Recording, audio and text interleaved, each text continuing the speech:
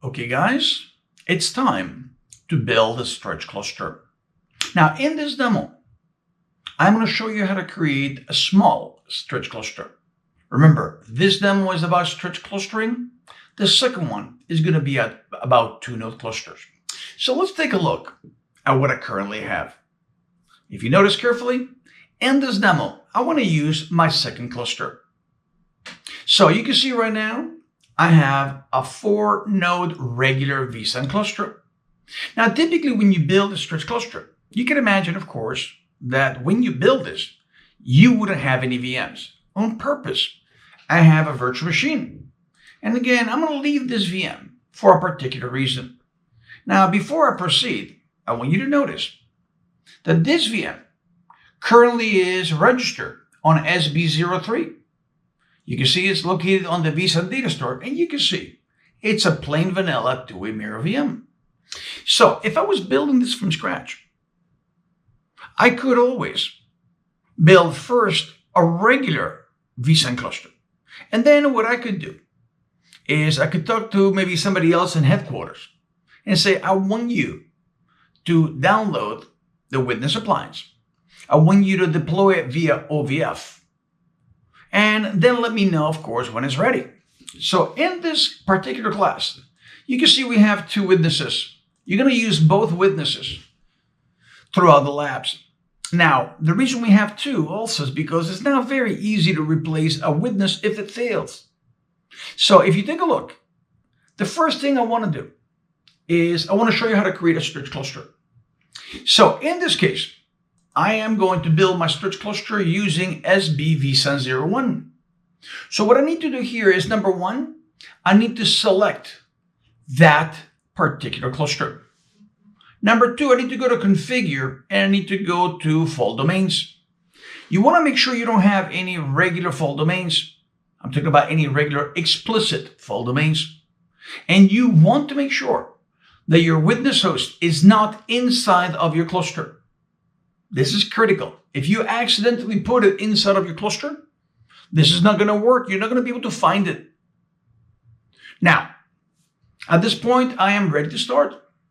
So if you take a look, let's talk about the witnesses beforehand. So let's say I work with a person. Let's call that person Joe. I talk to Joe. I ask him to deploy that particular appliance. So again, he needs to download it via OVF. He needs to download it, my bad, and then install it via OVF. Hopefully we all know how to do that. Now, the next thing he needs to do is change the name, the host name, and again, the IP address from a dynamic address to a static address. At that point, what I need to do is I need to add it to my inventory. But again, it cannot be a cluster member. He's not going to be inside of the cluster. The next thing I would need to do, which we have done for you, is you would need to create a second VM kernel port. Once again, this second VM kernel port is going to be the one for vSAN. There is no need to create one for vMotion because, again, I'm never going to have VMs running here. However, this host needs to be able to communicate with the physical host. So you can see here we have 2 VM kernel ports. Notice again the IPs. Notice the IP for the vSAN network, in this case, is 172.22.11.202. And then we have another one for a future lab. You can see again the IP of that one. So we've done that for you. Now we assume that you know how to create a virtual switch and a VM kernel port. So what do I need to do? To create a vSAN cluster, it's not really hard. So once again, I am going to select my SB vSAN01 cluster. I go to fault domains. And I click on Configure Storage Clustering.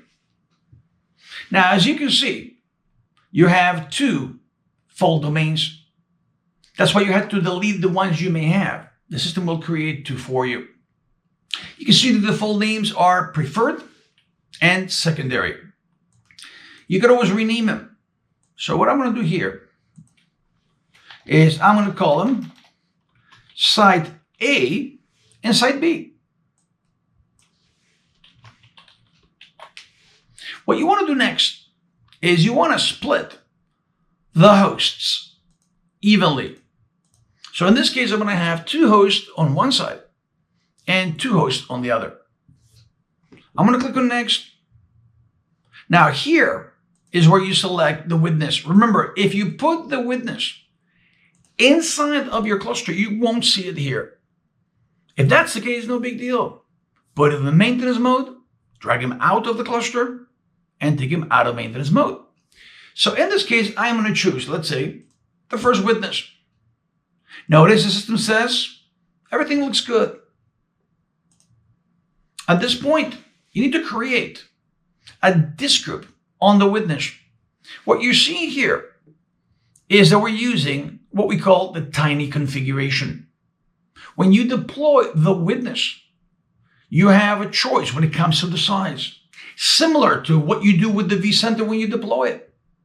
We went with the tiny configuration. The tiny configuration has a boot drive, and then it has 2 drives. One will act as a cache disk. That will be the 10 gig in this case. And the 35 gig will be your capacity. That's where you store the witness components. Now, you click on next, and then you click on finish. So this should take, roughly speaking, about a minute. You should be able to see certain tasks at the very bottom. And once again, I'm just going to wait a few seconds. Now, let me explain to you why I left that VM. There's a good chance, actually 100%, that that VM has all the components in the wrong location. Because think about it, that VM already exists. So don't be surprised if we have some warnings. Now, the reason you're going to get warnings is because that VM is not going to be compatible or compliant. If you think about it, he's not going to have the witness component in the witness host because he already existed. So I'm going to have to fix that. Now, if from now on I create a VM, if the VM is a two-way mirror, again, the idea is quite simple. One submirror will be in one location, the second submirror in the other location, and the witness component always in the witness host. So notice, I now have my 2 data sites. So 2 more things I'm going to do. Number 1, we're going to create a brand new VM. I'm going to call it Javier02. Now this one is brand new. So you can imagine this one will be built properly. Now we're going to choose the second cluster. Remember, ignore any warnings you may see for now. And we're going to go with the default policy. I'm talking about, of course, we're going to make this VM a two-way mirror. We're going to put it on my vSAN data store. And if you take a look, once again, I'm not going to install an OS. So we're going to make this kind of small.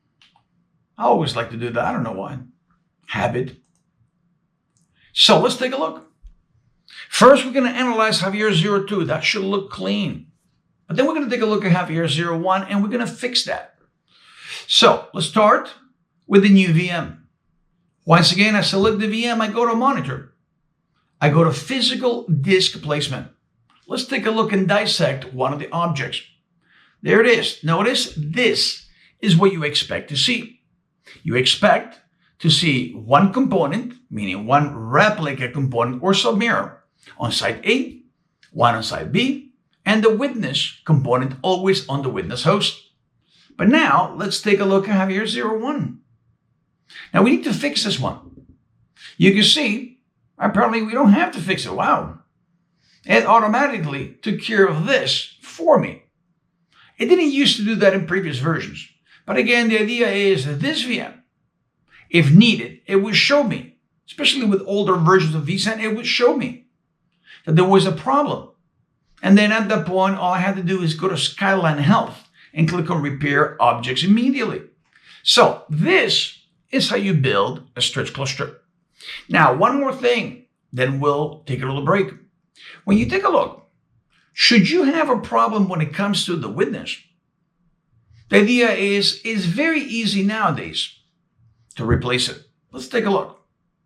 I'm going to show you that in this screen, you could tell, number 1, who is the witness.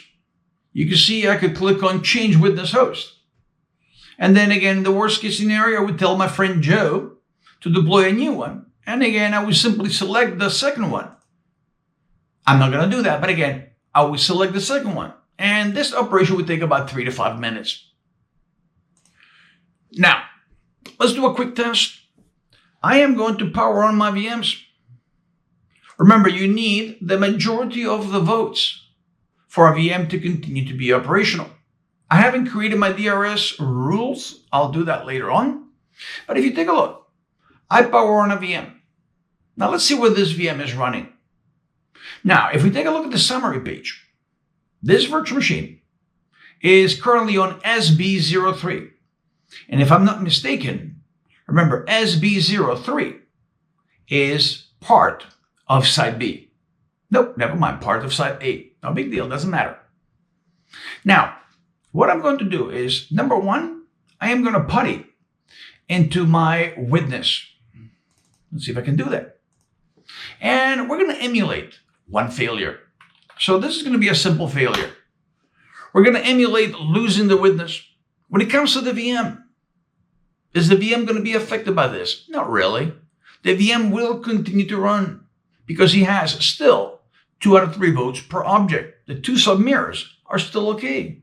The witness is down, but again, you can live without the witness. So take a look. Here you can see the witness is not responding. And if I look at both my VMs, when I go to the monitor tab, I expect to have absent components. Let's take a look. There it is. But notice the VM continues to run. Both VMs in this case were affected by that, but once again, as long as they have the majority of the votes, they will continue to be running. Okay, so this concludes the first demo. I'll see you when we continue with the lecture. Hopefully you enjoyed the demo, and I'll see you in a few minutes. Thank you.